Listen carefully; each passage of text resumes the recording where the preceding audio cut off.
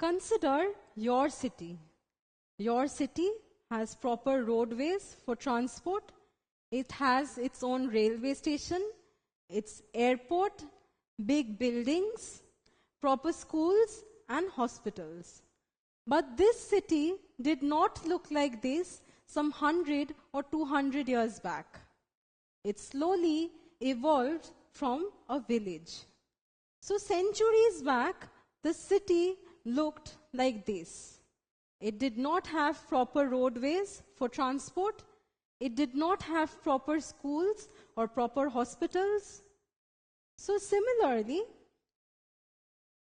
complex multicellular organisms like the plants and the animals have slowly evolved from unicellular organisms like the bacteria. So see, this is a plant cell, this is a bacterial cell. So what are the newly formed structures in the plant cell that are absent in the bacterial cell? Let us see. See, many membranous organelles like the mitochondria, the plastids, or the Golgi complex is present in the plant cells, but is completely absent in the bacterial cell.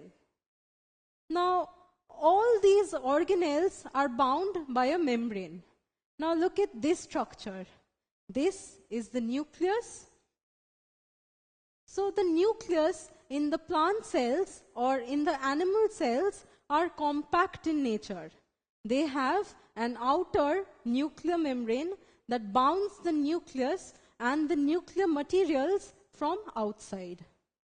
But notice this structure in the bacterial cell. This structure is nothing but the nuclear material which is lying freely in the cytoplasm. This nuclear material is not bound by a nuclear membrane. So this structure that is present in the bacterial cell is no longer called the nucleus. They are known as the nucleoid. Now, only bacterial cells were prevalent on our Earth some millions and billions of years ago. Since these cells are the primitive forms of cells, they are known as the prokaryotic cells. Now, pro means old and karyotic means nucleus. So these bacterial cells from which the more complex plant and animal cells have evolved are known as prokaryotic cells because they have old nucleus, as in the nucleus is not bound by a nuclear membrane. The nuclear material remains scattered freely in the cytoplasm. Now, this plant cell is a more recent development. So, since this is a newly formed cell, a relatively newly formed cell, that is why it is known as the eukaryotic cell.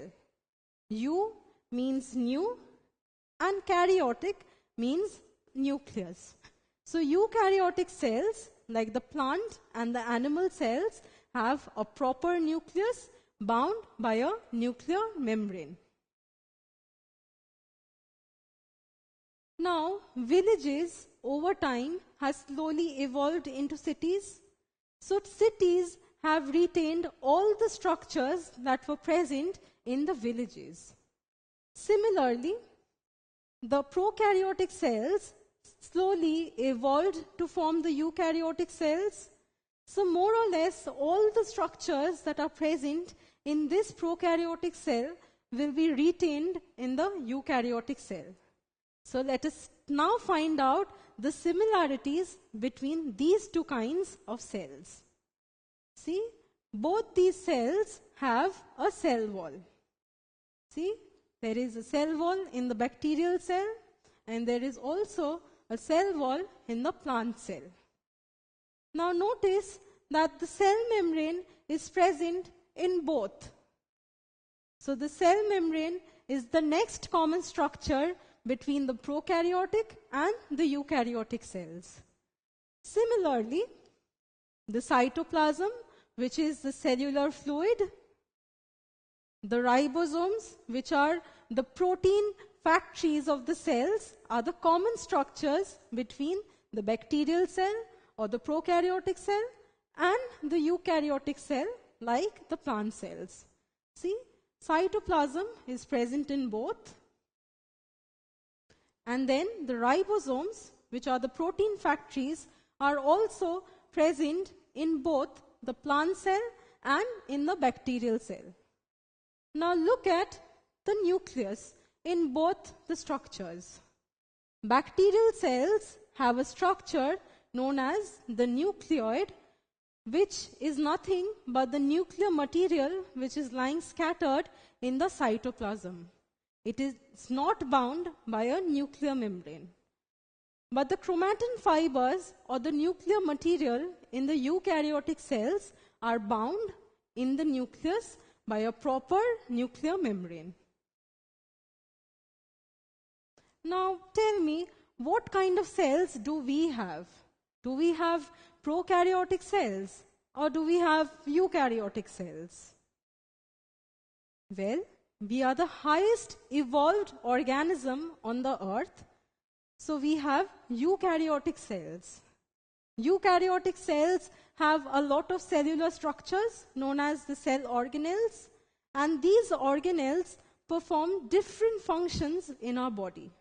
So we, or the human beings and the animals, have eukaryotic cells in their body.